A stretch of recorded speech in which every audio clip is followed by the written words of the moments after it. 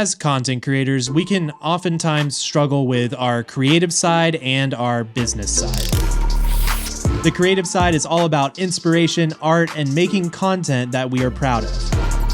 The business side is all about consistency, efficiency, and results. And oftentimes, these two things are at war with each other. But today, I am excited to dive into this topic to hopefully help you find a good balance. And here to help me today, I've got content creator and friend, Creative Ryan. He is a highly skilled filmmaker, photographer, and YouTuber. We've hung out a few times and even collabed on this channel before. And I'm really excited to have him here with us today. What's up? Welcome to the channel, Ryan. It's super fun to have you. And, I'm really excited to hear what you have to say about this topic today, talking all about creativity and business and that balance. So what do you think is one of your biggest struggles in this area? Like, is it finding inspiration? Is it staying productive? What do you typically find yourself struggling with? Because I think we all struggle with this on some level. I think for me right now, it's like short form content for me personally. I can't figure out how to transition from like long form content to short form content. Yeah. It's just something that I've been working on for years, and it's kind of instilled into me. Like, I want to I'm filming horizontal, I'm not filming vertical majority of the time. In the past, like I would make like IG stories and stuff that were similar to like shorts and like vertical, I guess IG reels or TikToks or whatever.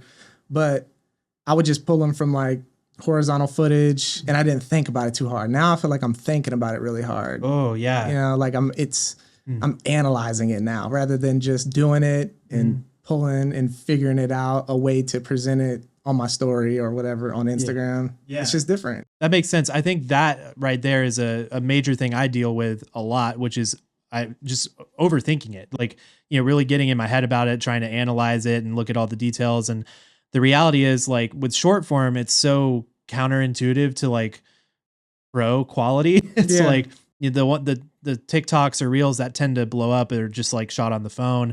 And here I am like analyzing like, oh, is this 4K quality footage going to be good enough if I crop it? Right. And it's like I think it will be. Yeah. But I think I was dealing with a lot of that same sort of stuff. And then eventually I was just like, you know what, I'm going to start doing it. And it's funny enough now, like I feel like my short form content is getting more views than my long form, which takes me way more time. But on the flip side, the short form doesn't necessarily give as good of a return. So it's like you get more views and exposure, but with long form content, you build a better relationship with your audience. Exactly. And you also there's a lot more ways to make income through the video alone on YouTube specifically. Right. And so I think it's just finding that balance of like long form and short form, right? There's pros and cons to both. I think for me, my approach with it has been, I'm going to focus on the long form. That's like my priority. Yeah. And then the short form is going to be casting a net. It's sort of like, let me just, from this long form, if I can repurpose a few things, will it bring more traffic to the long form or to my channel? Speaking of just long form content in general, how do you typically go about finding inspiration or your creativity just when it comes to long form and what you do on your channel or for your clients? Value, just making stuff with value. A lot of the times I like to do like things that aren't structured, like vlogs. Like my vlog is my story. I don't have to actually write a script, for like a short film or a video concept. I just take you with me, and that whatever happens is the story. And I feel like that works really good for me because I'm really impulsive and I'm like a spontaneous creator. And I think it's hard for me to kind of structure stuff out a lot of the times. So when I look at my long form, I'm like, I'm going to do vlogs, but I'll drop in like, spontaneous inspiration or tips and tricks as I'm going along and doing it. Yeah. And then on the flip side, if I do sit down in the house or, in my set, I'll talk about, just things that can help people with the topics that I'm, familiar with, like music videos and things like that. Yeah. So that's kind of how I approach it. What can I make that will help all these people that have already subscribed and potentially reach more people. That's a good balance of creativity and business, because you're thinking not just like, what do I want to make today, but also your thought process is, how will this add value to someone, or how will this serve someone? Right. And I think that's the sweet spot, is where you can find that overlap. And one of the problems or struggles I have in this area, and you actually talked on it, was you, and your content is awesome. If you guys haven't seen his content, make sure to go check it out. But you're very good at being personable and being relatable, and it doesn't feel scripted, because it's not, you know. Yeah. And I think that you do such a good job at that. And that's actually something I want to get better at. Because a lot of times for me, I feel like I do script it, and it is more educational. And so I want to get to the point, and, you know, I want to cut the fluff and all of that good stuff. And I think that's really important, but yes, I don't want to cut the fluff so much that I cut me out of it. Right. And so what I would love to hear your thoughts on, like, someone like me who is scripting. How can we avoid scripting ourselves to the point where we cut ourselves out? You know, like, how could we find some authentic moments in our content that are, you know, not distracting, but also just being real and authentic and strategic in that manner? Just not over analyzing it. Mm-hmm. I don't know. Like, I try not to over analyze what I'm going to talk about. And like, sometimes I will write some stuff out. Obviously you need like a little bit of a structure, a little bit of a game direction. Yeah. But, I don't know, just kind of jumping in and making sure that you're not reading like your scripts too straightforward, or, you know, just adding your personality. If you talk about a tip, after you're done talking about, you know, the tip or the law, add your personality into it, or your opinion, or how you feel about it into it right after. You know what I mean? Like, you know, this is how you set up a shot to get slow-mo, but this is how I use it. And then you come in with your person, like, I use it like this because I like, you know what I'm saying, bring in that personality after you bring in that, you know, structured tip. That makes a lot of sense. So add the tip, kind of show like, here's step 1, 2, 3, and here's actually how I love to use step 1, 2, 3, and then kind of like maybe set up an example where you can maybe even vlog or bring the audience along with you. So it's like, you have your typical A-roll set up, you're delivering the value. Here's your quick tips. Now let's come along with me and let me just show you a fun way to use it. Yeah, I think that's a really strong way to do it. Yeah, I've noticed a couple creators online, or on YouTube specifically, they'll you know, they'll do their sit-in, their nice sit-in, talking head, and then they'll also do it in a vlog format, and then they'll just bounce back and forth when they have like moments that make sense, like a personality, and then back to the office, and then personality back to the office. I think you did it in the video we did with the cameras a little bit.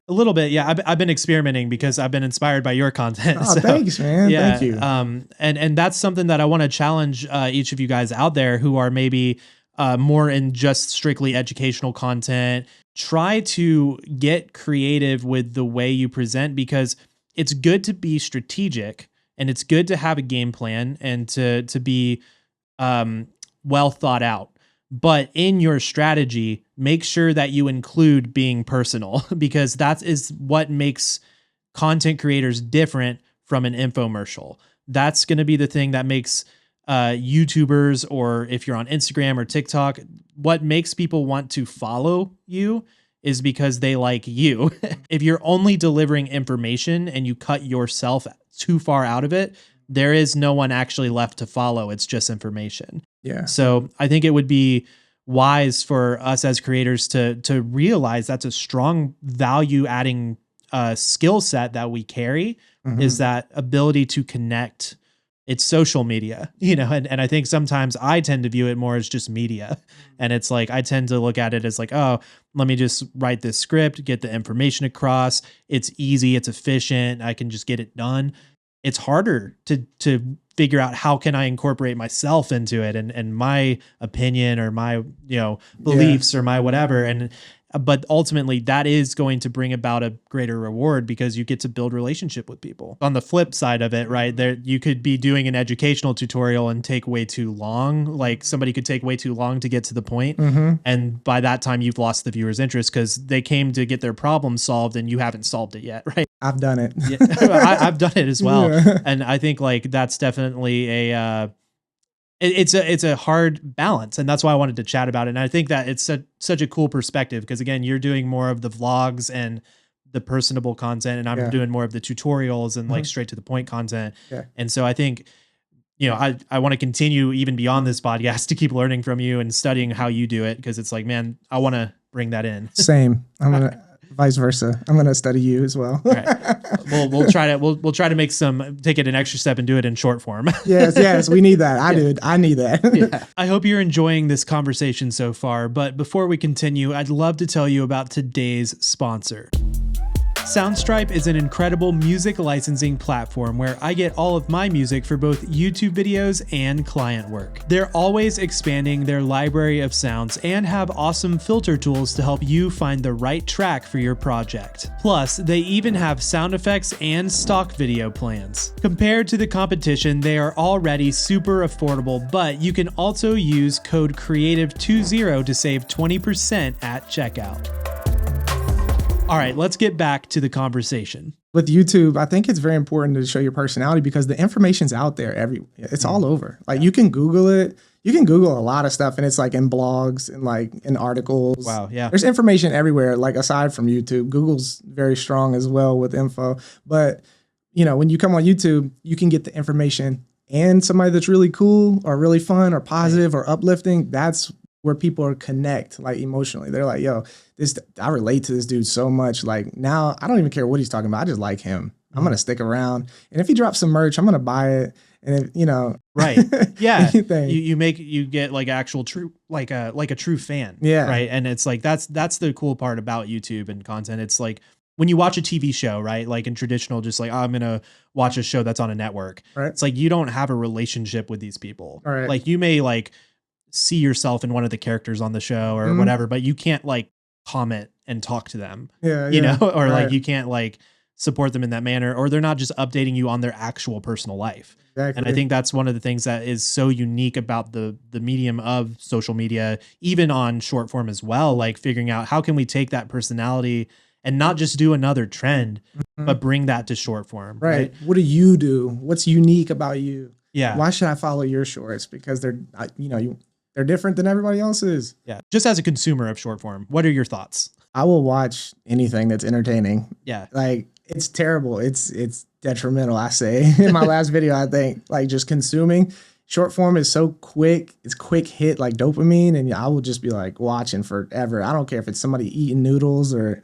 you know, it's scary. Yeah. But I do like when I see unique stuff that I haven't seen before. Like it's cool to see all the trends in the same audio and the same little, you know, motivational speakings and, you know, people in their daily routine. All that stuff's cool. Like it's cool. But when I see something that really hits different or is really cinematic or something that like really moves me, that's when I kind of get intrigued, I guess, or like I'm potentially might want to go check the profile out. But on the flip side, all short form content does not pull me in emotionally. I'm not like, I want to know this person more or about them. I'm just like, oh, good. Oh, that was dope. That's cool. Right. You just keep going and never connect. What do you think it would take? And do you think it's possible to do that in short form, to make a piece of short form content where you do want to go deeper with the person?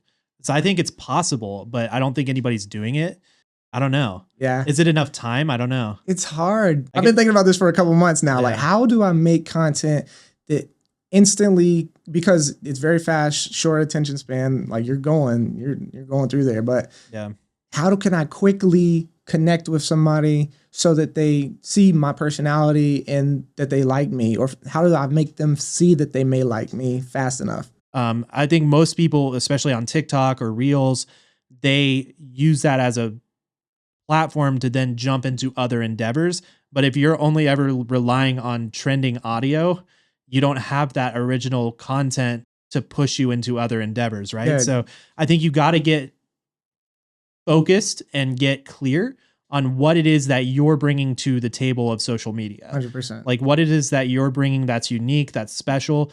Utilize the trends as a way to grow, but don't just do them. You've got to also bring the stuff that makes you special. And also my biggest thing is like, I want to create trends. Like, yeah, exactly. That's what I was going to say. I didn't want to interrupt you, but I'm like, yeah, you got to create the trends. Exactly. That's where it becomes cool. Now everybody's using my stuff and I'm known for that, you know, that audio or that style, that, formula, whatever you may have created, something unique. And that's what brings creativity. And, this is what it's all about, like being creative. It's not, stay creative. It's like, we're not stay copying. And when you're doing trends, it's like, you're kind of just copying. It's not, we want to create the trend, Yeah. not copy the trend. So I like that. and you I heard it this morning, actually, on a short form video. Hey, good. I woke up and I was scrolling. Terrible idea, but I did hear something that actually moved me. It was like, if you make something that is trendy and you like following the trends, you're just left with one video with a ton of views, and maybe you get some followers, but they want to see more of the trends and they don't want to see anything creative that you do. They just want to see trendy, popular stuff. You're just left with one video with a ton of views, and all your other views, they just tank. And it's like, well, that was pointless. Yeah. This isn't reliable, sustainable.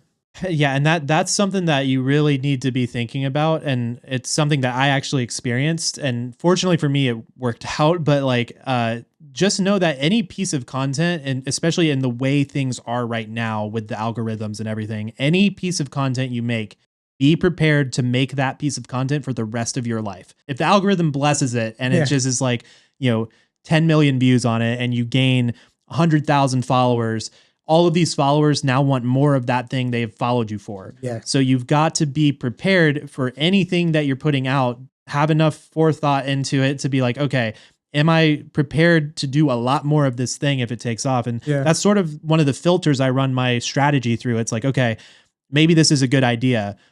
If I do it though, and it does do well, which of course you want everything you do to do well. Right. If this thing does well, am I ready to do 100 more of it? Yeah, it's going to be like that for sure. Because otherwise you're just fighting the algorithm, right? If it's like 100,000 people subscribe from that one piece, and then you start doing other things, it's like you're going uphill, you're swimming upstream rather than going with the flow of it. And it's like, I can talk to that specifically with my channel. When I was first starting out, I had the rough idea of what I wanted to do.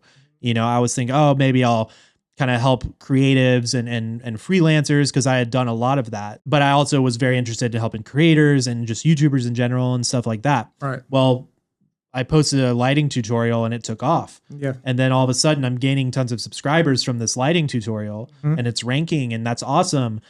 But then all these other plans I had of doing like, oh, let me talk about doing, wedding videos, because I run a wedding business and I've shot hundreds of them. Nope. I want lights. Exactly. So I would post something semi-related to that to test the waters, and it just wouldn't do anything, because my channel, my audience already was like 10,000, 20,000, 30,000 people that want lighting content. Yeah. And so I had the decision to be like, okay, am I going to constantly try to fight the algorithm to appease whatever my creative idea is, or do I want to be strategic and lean into it and let this thing grow and actually fund the mission for future creative projects? Right. And so I think you've got to be aware and just realize, like, sometimes the niche you can let the algorithm and the audience help define it for you if you want. And that's not a bad thing, because at the end of the day, you can always make another channel. You can always make another business. You can always do another push. But if something's catching fire, like, maybe lean into it a little bit. Yeah. And even on a new channel or a new TikTok, you can be a different person. You can have a different personality if you want. Yeah. You could just, like, I actually got logged into my TikTok this morning for the first time in 3 years. And I was like, you know what? I'm gonna just throw something out there. Cause like every day I usually have like a motivational or inspirational boost. It's just something that's kind of just happens to me naturally. Like I wake up in the morning, I'm like, man, let me call everybody I know and tell them, like, let's get it. Like my mom or some of my like close friends, I'd be like, man, get up, let's go. That's awesome. So I'm like, you know what? I'm going to get on TikTok. And I'm going to just maybe try to upload some stuff like that every single day, raw. Like, yeah, I'm great with a camera, but I don't have to be great with a camera on TikTok. I can do whatever I want. Like I don't, it's not my YouTube.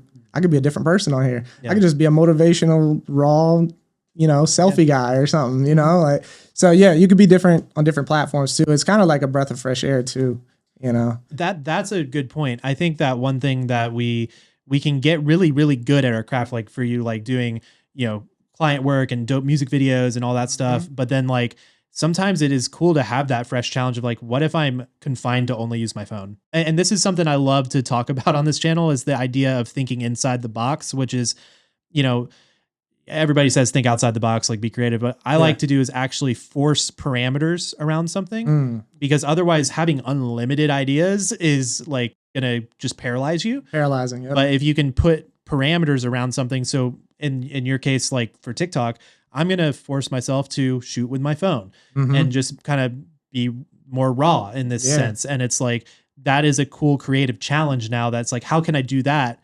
creatively? You know? Yeah. And so I think that's a cool way for you guys who are maybe feeling a certain way about short form or long form. Like, try to embrace a new challenge and see how you could get creative within those fresh parameters. That's kind of how I've been viewing the short form, is like even repurposing. It's like, okay, I'm going to force myself to repurpose this video. Yeah. I'll pick one of my YouTube videos. Yeah. I'll be like, I don't know what it's going to be yet, but it can only be from this video. Yeah. And I'll just challenge myself and see if I can do it. Yeah. And honestly, sometimes I'm like, I did it, but it's not so good. Yeah. But other times I'll do it and it actually teaches me a new technique that I can then take to another video. Yeah. You know, so I think that's a cool way to experiment with just allowing yourself to have parameters. Do you ever find that there's been moments where you've had to like think inside the box? Definitely. When I first started, I had a Canon T2i, very cheap camera, and I had the nifty 50. I'm sure a lot of people can relate to that. I started with the same. One little cheap camera, a wide angle and a close angle, and I didn't have money to upgrade anything. So I was forced to master that setup, and I was forced to use it for years, and I got really, really good, to the point where some of my people that were following me were like, is this the 5D Mark IV? And I'm like, no, I need a 5D Mark IV. This is the little Canon T2i with no autofocus, 720p, 60 frames per second. But having that limit on me where I had to learn it with that camera in those days, you know, made me much better at what I did. Having a 50 millimeter, and that was like my lower aperture lens, I usually only use that in low light scenarios, but it was tight. It was tight sometimes. So I would just have to get creative with how I angled it. I don't know, just having those limits really made me better, I think, because I have tons of gear now, and sometimes I'm crippled and I can't go make anything. I can't come up with any idea, or I'm like, nah, that's not a good idea. I just give up. Yeah, it's almost like sometimes the gear gets in the way. Yeah, you know, it's like there's that simplicity sometimes of like, I just have my camera, one lens, let's go into the world and see what happens. Yeah. You know, but then when you have all the gear, you're like, oh, should I use this light or this thing, or do I need to bring this mic, or you know, set it up this way, and it's like, oh, I don't really feel like doing that. It's like, just go make stuff, right? And so I've even been trying to take on that mentality with my phone, and it's just like, I'm gonna go out today, and it's like, I want to walk away, you know, for whatever we're gonna go do with some sort of behind the scenes content or something with my phone, you know. And it's like, but yeah, if you are somebody who doesn't have all the fancy bells and whistles with your gear, like, don't be discouraged. You know, it's not. Don't despise the days of small beginnings. It's a great thing. It's a great thing. It is a blessing in a sense, because it's like, if you can really, like you said, get good at mastering that, pushing it to the limits. If you can push it to the limits, you will actually appreciate when you do have better gear and you know, understand why it's better. But if you just jump the gun and go straight for something really fancy and good, and you don't know how to use it yet, it may, you know, be harder to get. It actually can be more complex and more complicated. Limits make creativity, I think. They push the creativity boundaries.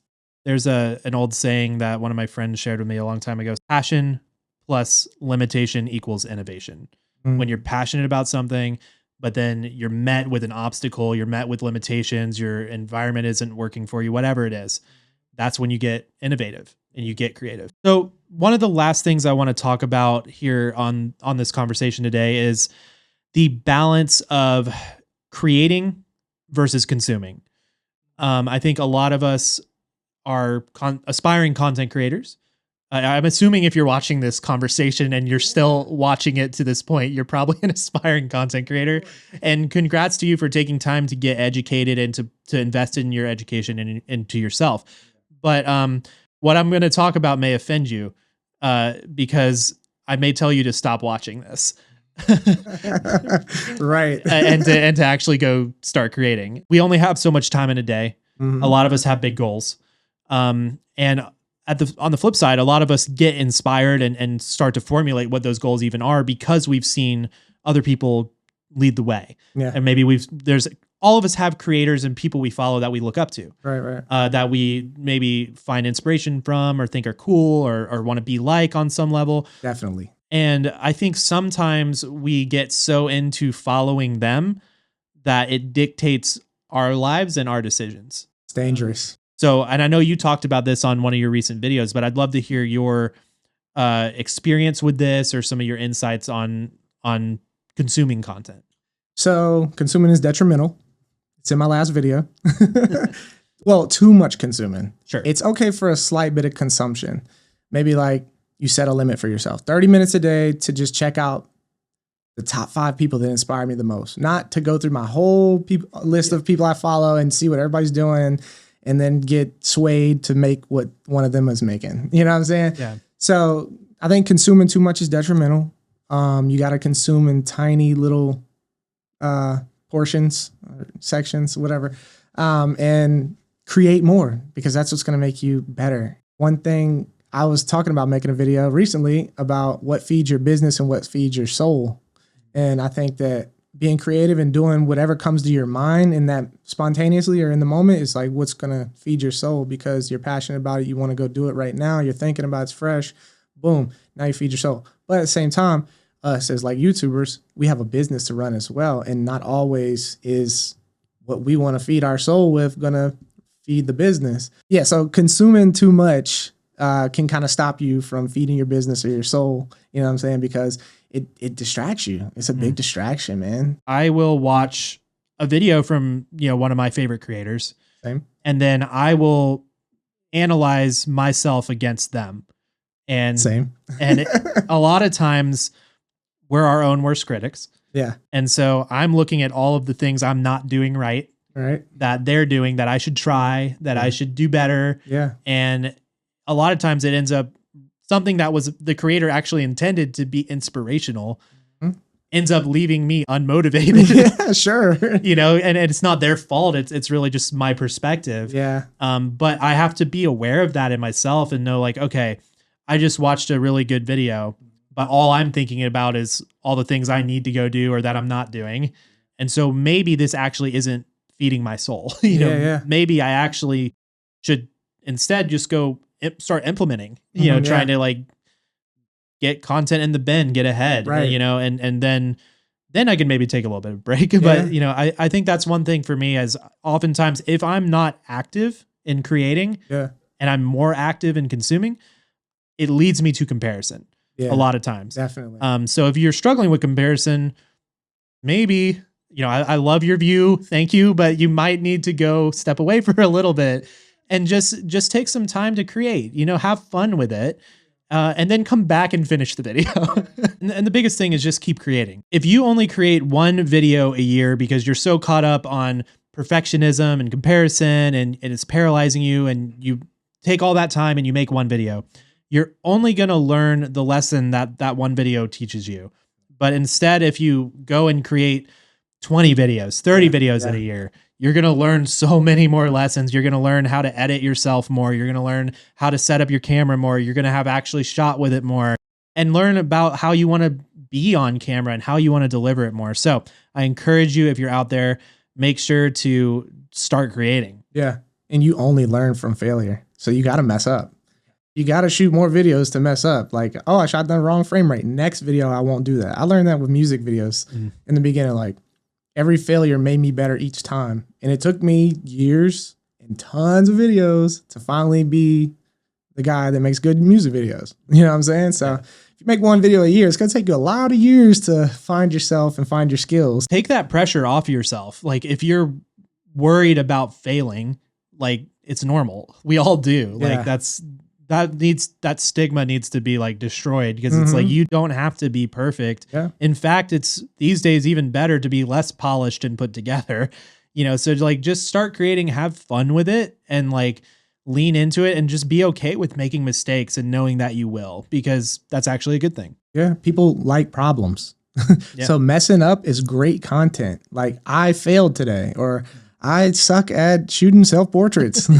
That is something that's going to draw people in, like if you have a YouTube. But, mistakes make for good content as well. something I'm trying to implement in my channel, like not being so perfect. Show your mistakes because you're human too, and that's relatable. Another big thing, relatable. I know on my channel, I try to talk about that type of stuff, and I want to show it more too. Like, because I think by default, I'm always like, I have to be perfect. Yeah, and like, me too. Like all the lights and all the cameras and all the polish and like color grade it and do all the stuff. And it's like, that's all good. We're not saying like not to do that. But on the flip side, if doing that is preventing you from making content, then push past it. Don't worry about it. Just start making. That's it. Because it's going to get you so much further faster. Definitely, man.